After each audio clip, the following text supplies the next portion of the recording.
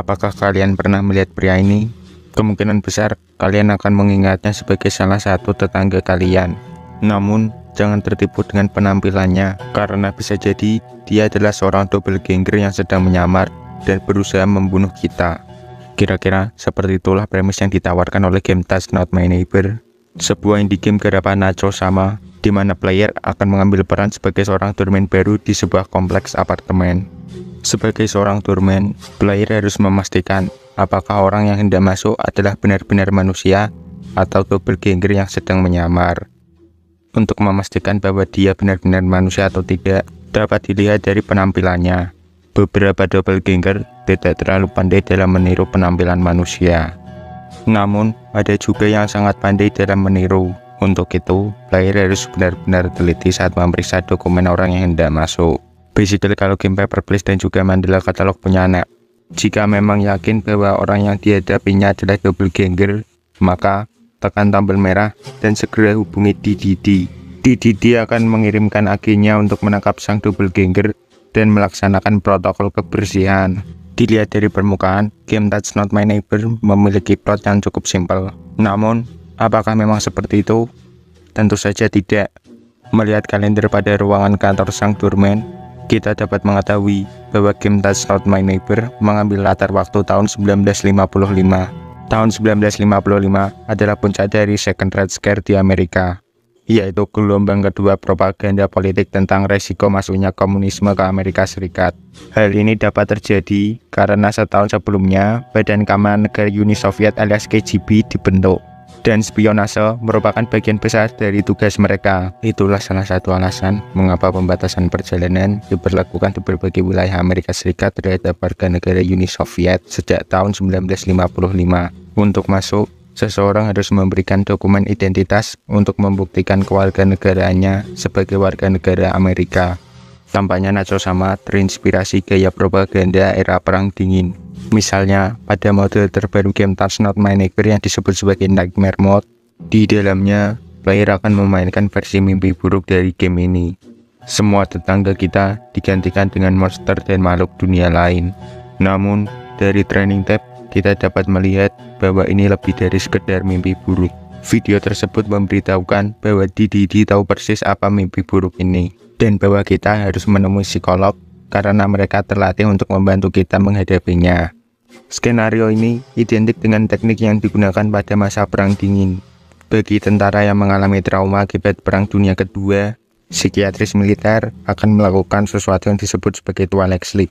Dengan menggunakan obat-obatan tertentu pada tentara yang mengalami trauma, para tentara akan mulai mengantuk dan mereka akan mulai berbicara secara terbuka tentang trauma yang mereka alami. Hal ini memungkinkan para terapis untuk kemudian mendorong pasien untuk mengingat kembali trauma tersebut seolah-olah sedang terjadi saat ini, yang akan mengarah pada pelepasan emosi yang tertekan, dan memungkinkan sang pasien untuk melanjutkan hidup dari trauma mereka. Tampaknya itulah yang terjadi pada Nightmare Mode game ini. Sang doorman tidak hanya mengalami mimpi buruk karena trauma, melainkan sebenarnya dipaksa untuk menghidupkan kembali trauma yang disebabkan oleh DDD, agar sang doorman dapat kembali bekerja seperti semula. Setidaknya itulah yang DDD ingin kita pikirkan. Meskipun mereka mengklaimnya untuk membantu kita, mimpi buruk tersebut tidak pernah berakhir. Mereka berlanjut dan terus berlanjut. Dalam training tab, diceritakan bahwa Henry menyetujui metode ini meskipun mimpi buruknya belum berakhir. DDD menyuruh para karyawannya untuk pergi menemui psikolog, bukan untuk menyembuhkan mereka, melainkan untuk mencuci otak mereka. Pada dunia nyata, jika sang tentara tidak dapat mengingat sumber traumanya, para psikiatris akan memberikan skenario palsu untuk memunculkan respon emosional yang sama. Tapi, itu juga berarti sang tentara juga akan mengingat skenario palsu tersebut sebagai sumber trauma mereka. Secara tidak sengaja, para psikiatris militer menemukan cara baru untuk mencuci otak seseorang. Dalam Nightmare Mode, semua tetangga kita digantikan dengan monster dan makhluk dunia lain. Mulai dari Pinhead, Baraka, sampai Springtrap menggantikan tetangga normal kita. Padahal kenyataannya, tetangga kita bukanlah monster, mereka adalah manusia. Justru para doppelganger lah monster yang sebenarnya. Namun pada Nightmare Mode, semua orang tampak seperti monster. Tampaknya, sang doorman tidak menghidupkan kembali trauma yang dialaminya, melainkan sedang dicuci otak oleh DDD untuk mempercayai bahwa semua tetangganya adalah monster. Dengan begitu, sang doorman akan lebih cenderung memanggil DDD saat berhadapan dengan penghuni apartemen. Tapi, bukankah ini kebalikan dari yang diinginkan DDD, bukan? Salah. Saat kita menyelesaikan permainan, sang doorman akan menerima laporan dari pekerjaannya. Sadar sesuatu yang aneh, doppels yang ditangkap, dan tetangga yang dibunuh.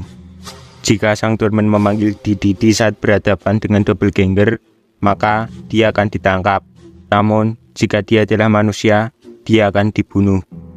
Tampaknya, para doppelganger telah berhasil menyusup ke dalam berbagai lembaga pemerintahan seperti DDD.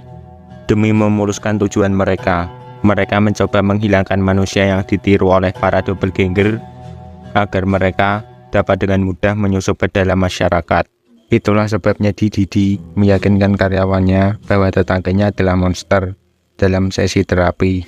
Dengan begitu, sang doorman yang paranoid akan lebih sering mengirim semua orang yang ditemuinya kepada DDD. Tapi masih ada pertanyaan, dari mana semua doppelganger ini berasal? Tentu saja dari alien.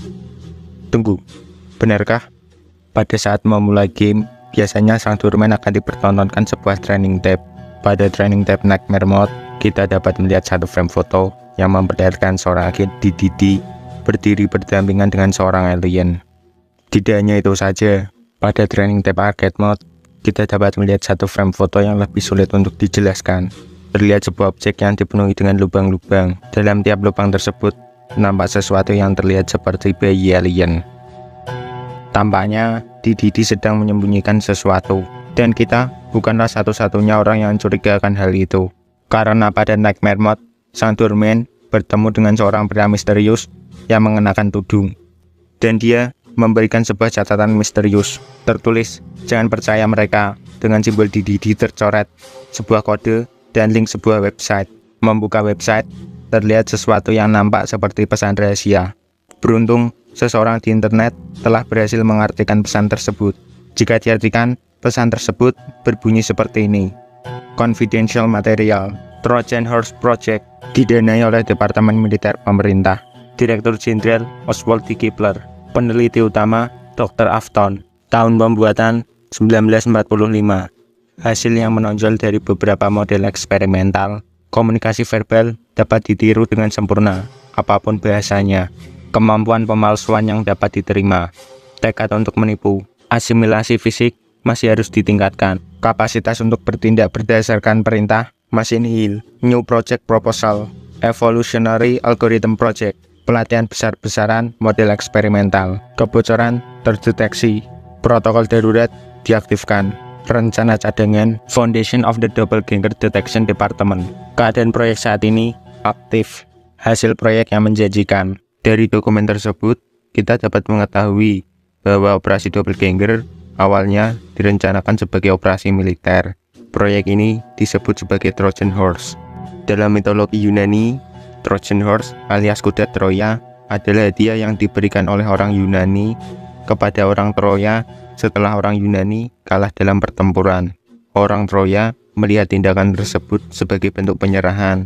Mereka membawa hadiah baru tersebut ke kota. Pada malam hari, beberapa orang Yunani yang telah dimasukkan ke dalam kuda Troya menyelinap keluar dari kuda, yang kemudian menghancurkan kota Troya dan memenangkan peperangan. Sepertinya militer Amerika akan menggunakan doppelganger untuk tujuan yang sama, untuk menyusup ke daerah musuh dan membantu mereka memenangkan Perang Dingin. Selama dan setelah Perang Dunia Kedua, pemerintah Amerika mengirim mata-mata mereka ke Inggris untuk melakukan operasi plastik pada wajah agennya, sehingga mereka dapat berbaur di belahan dunia manapun. Hal ini diungkap oleh seorang pria bernama James Hutcherson pada tahun 1945. Tahun yang sama saat pemerintah Amerika memulai Trojan Horse Project dalam game Touch Not My Neighbor. Merubah wajah seseorang secara permanen bukanlah hal yang baik dalam pandangan publik.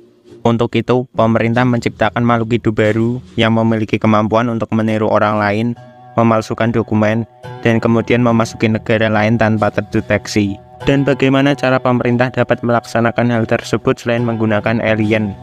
karena pada tahun 1945 dilaporkan sebuah UFO berbentuk alpukat mendarat di Gurun Trinity, New Mexico. Dikatakan bahwa UFO tersebut dibawa pergi oleh personel militer Amerika.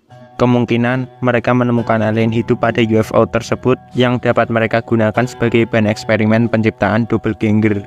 Gambar ini kemungkinan adalah bentuk awal eksperimen doppelganger sebelum mereka dapat meniru tubuh seseorang. Namun, eksperimen tersebut tidak seperti yang mereka kira. Para doppelganger menolak perintah dari pemerintah Amerika. Beberapa dari mereka bahkan berhasil melarikan diri. Sehingga pemerintah membentuk DDD untuk mencoba menahan para doppelganger, sehingga mereka dapat melanjutkan eksperimennya. Namun seperti yang kita lihat dari frame foto ini, DDD tampaknya telah disusupi. Mereka melepas para doppelganger yang ditahan kembali ke dunia untuk menggantikan posisi manusia. Hingga pada suatu saat, mereka berhasil mengambil alih peradaban manusia, sehingga tidak ada manusia yang tersisa di bumi.